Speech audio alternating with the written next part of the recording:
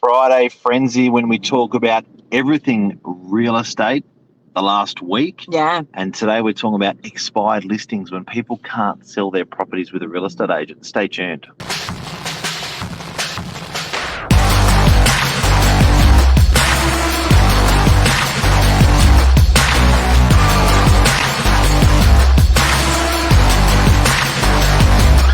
I'm the ringleader, so listen up.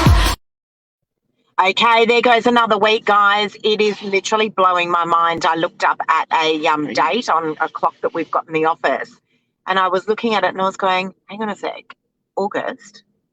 What happened to the year? Like, I know, people talk about how the days and the weeks fly by. I truly think as you get older, the weeks do go quicker. That's true.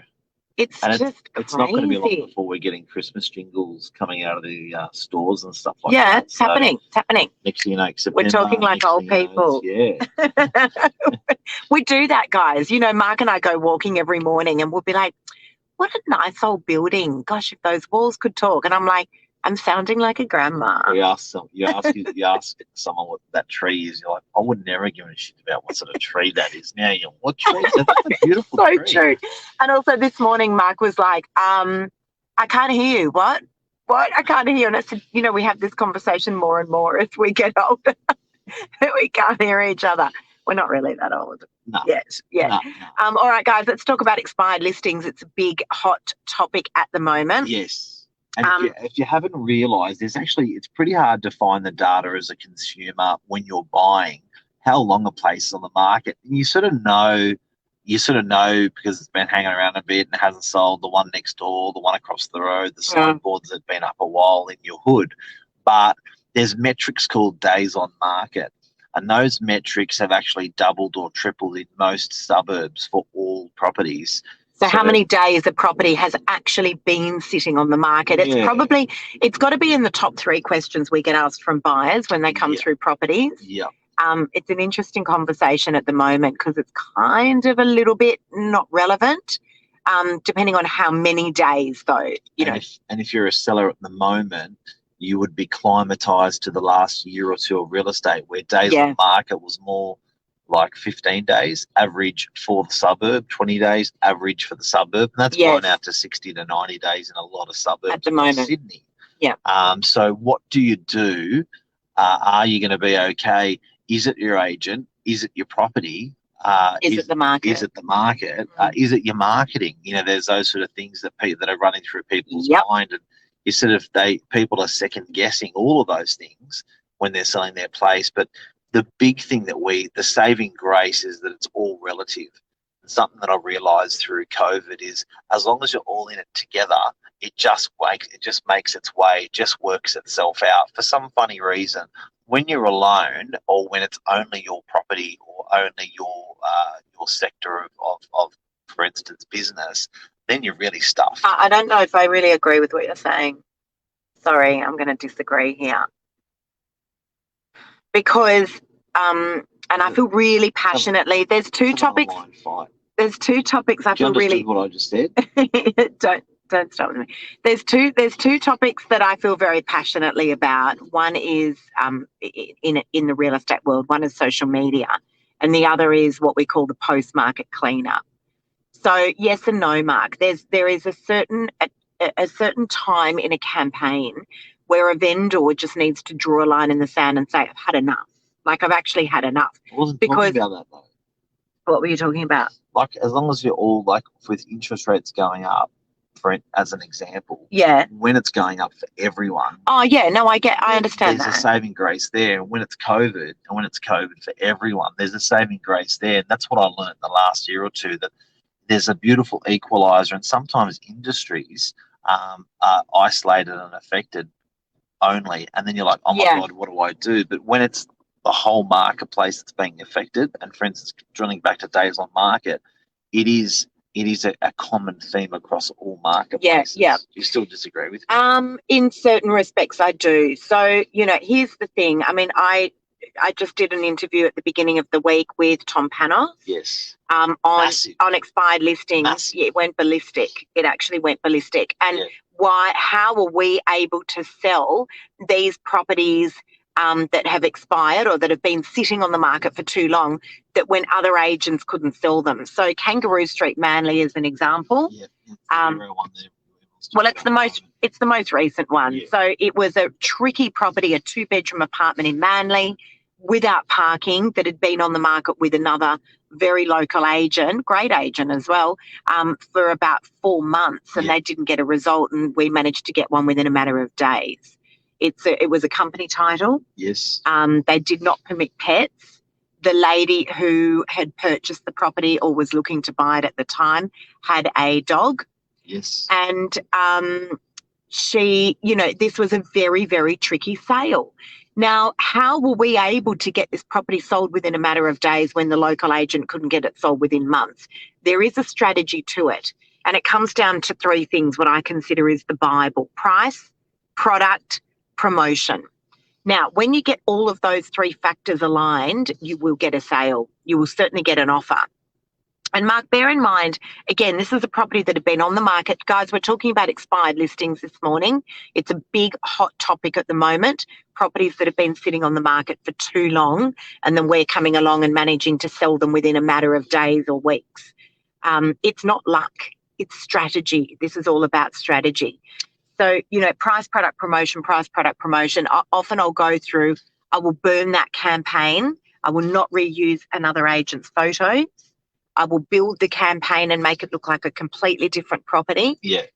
Putting a new price on there is not negotiable. If the vendor won't do all the things that I need them to do, I won't actually take on the listing. And blaming the market's not a solution. Well, it's not, because we've been selling the property. Stuff selling, a lot of stuff selling. And I think sometimes agents at the moment or sellers at the moment are saying, look, it's just not the market. It's not. Everything is sellable all the time. Well, if you put a $1 price tag on a property, is it going to sell? Sold. So it often is coming down to price. Yeah. It often is coming down to marketing. Yep. Has the marketing been sitting online for more than a couple of weeks? I've got a property, an expired listing at the moment, and we're already 1 week in. I've had endless amounts of people coming through the property, but I'm redoing the photos again. We're 1 week in. Yep. And this is what I feel. Do you remember I said at the beginning of the segment, we're all in it together? Yeah. And as long as it's relative in the marketplace, it has never been a better time in the last 10 years to upgrade your property. The mortgage that you are taking on is smaller. The changeover is smaller than if you did the same move a year or 2 ago. I couldn't agree with you more. So if you did say for instance you're selling a 1-bedroom today, 600,000, 650,000. You're buying a 2-bedroom for 800,000. Your changeover is 150,000. That you would have gotten 50 grand, maybe more for that 1-bedder, but you would have been paying $1 million.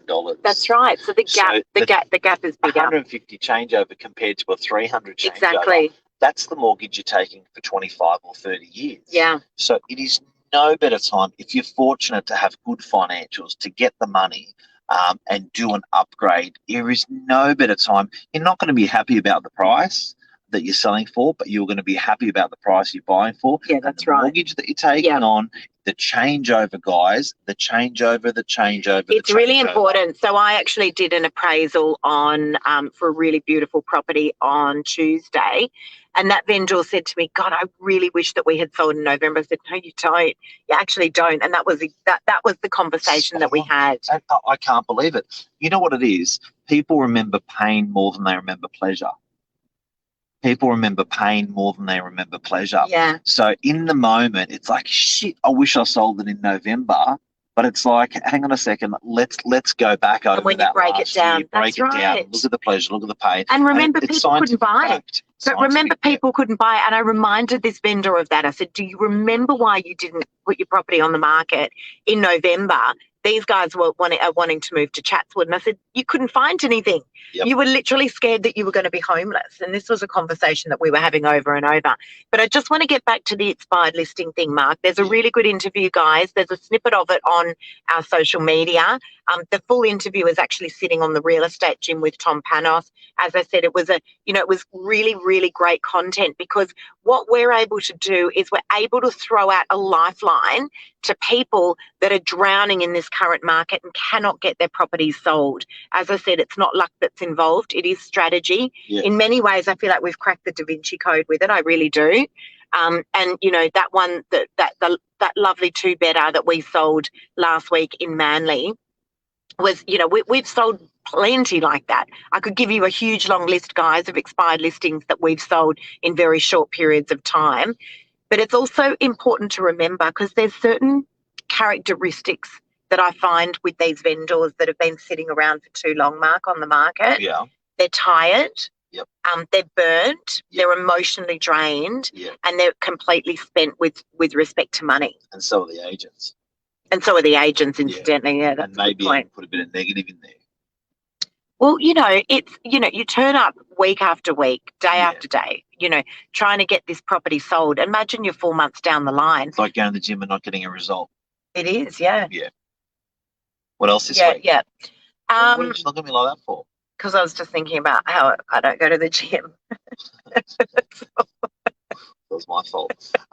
Let's say good morning to some people, because I saw Robin's on here. Michelle. Good morning, Rob. Hope you're well. Lukey Legend. Good morning to everyone who's Best tuned buyer's in. agent in the business. Rob, g'day.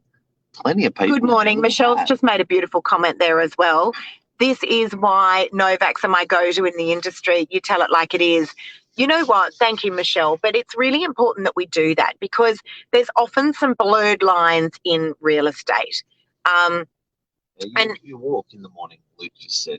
Yeah, we do actually. Yes. Yeah, I'm still in my walking gear, but we do. No, we definitely do. There's often blurred lines in our industry, and it's important that we just report the facts. That's really, really important. Yes. Everyone is a rock star agent when the market's roaring hot. Everyone has, you'll notice on their Instagram, suburb record, block record. We haven't seen much of that lately. I'm seeing prices disguised. Oh, let's talk about that. So Can we talk about price guys? So you used to have prices everywhere. Sold it for this, sold it for that, sold it for this, sold it for that, sold it for this, sold it for that. And now you go on realestate.com and it's like, no price sold, no price sold, no price sold. But you know what? Agents are rock stars. You know why agents? But my agents are rock stars at the moment because they're listing property. So 3 months ago it was because they were selling it, and right now it's like, I got a listing, and it's like, hang on a sec, this is what we're meant to do. Yeah. You're just doing your job, right? If you're listing and selling property, you're actually just doing your job, talking about telling it how it is. Let's talk about guides and why we're not seeing a lot of price guides on property at the moment, and we're not seeing a lot of sold guides. Let's talk about it. So when people are putting an asking price on the property, they're not putting a price. Yeah, so property, say for instance, as an example, I will list a property today and it says contact agent. Yes. Annoying or not annoying? For a buyer, yeah. So annoying. So annoying. So annoying. Yeah. What's it telling? Why? What's it telling the market? What's it telling people when you're putting a property on the market, you're not putting a price guide? Well, it's a little bit like auction, basically, but not even saying auction. It's just saying. So there's many reasons that is done, and I agree. I'll be honest, out of my 20 odd listings I've got at the moment, I've got a couple that don't have a price guide. I will never, ever just put contact agent. I will never do it.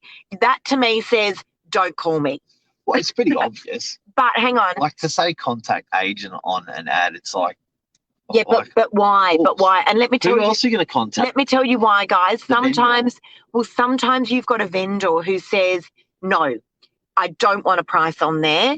No, I don't agree to the guide that you want to put on there as an agent. Yes. And so our hands are kind of tied, right? And that's the situation with a couple of my properties at the moment. Yes. I can't stand not having a guide. I can't stand it. It irritates me. Irritates buyers. It irritates buyers. I like to do things that work for people. Yeah. And in my opinion, that does not. Well, it's sort of like the sellers going through a discovery process rather than selling their property. Yeah, it takes a little while, and usually they'll come around after a couple of days, like serious? put the guide on, whatever. We've already finished the show. I could 15 talk minutes. forever. Look at that. Hey, can I talk about something that we're not allowed to talk about? Oh God, I'm scared. It's Friday Frenzy. We just talk about stuff during the week. What? The vape. The vape.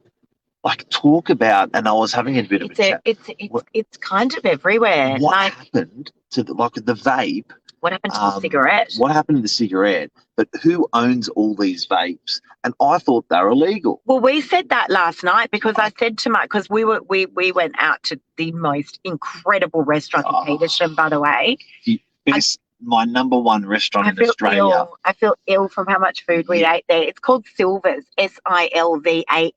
Yes. If you're ever in Sydney, don't go thinking it's like a Maryvale style restaurant. No. This is hardcore nostalgia. Yeah. This is, when you think of garlic bread and it's dripping in butter and you've got like garlic all over it. Yeah. And it's salty and it is the most insane Portuguese food. It is a half chicken shop, half restaurant.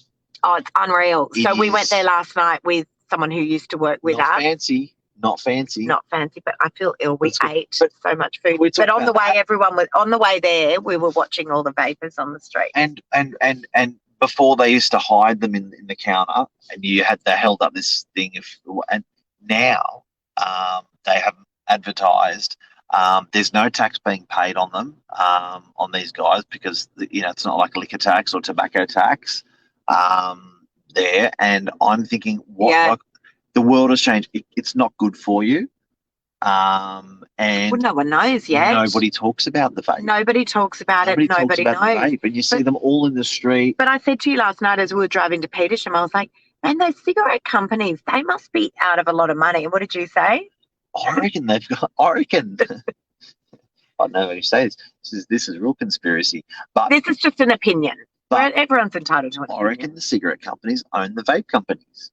Like, you can't tell me those multi-million dollar super clever cigarette companies aren't sort of in on it. But it is, talk about a pandemic. Like, everyone vape. It's unbelievable. That many people never used to smoke.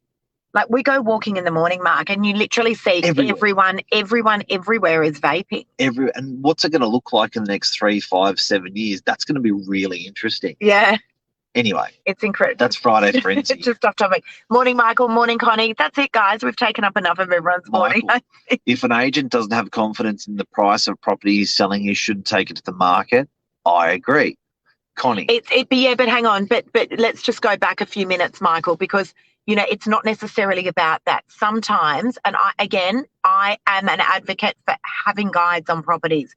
It drives me nuts, right? It actually does. But sometimes we're having to dance around a vendor, right? And so vendors will say no. And so my conversation to the vendor is, okay, we'll do it your way for a few days, and then we're going to do it my way. Let's see what happens with that inquiry level. But it can be tricky sometimes if you've got a hard vendor. You're right. But it's almost like a call to market when you take that price off with an owner and saying, look, we'll just call to the market and see what they're going to say. Yeah. Connie's saying, missed you lately, excellent advice, real estate agent, call agent, my pet peeve. I don't understand why it says call agent on the contact agent drives me nuts. And vaping is actually more harmful than ciggies. Yeah, it's got to be deadly. I probably tend to agree with you. It's got to be deadly. It's unproven. It's unproven. All right, guys, that's it. Woo, we could talk all day. That's a show. See ya. Have an awesome week. Enjoy your weekend, and that's everything.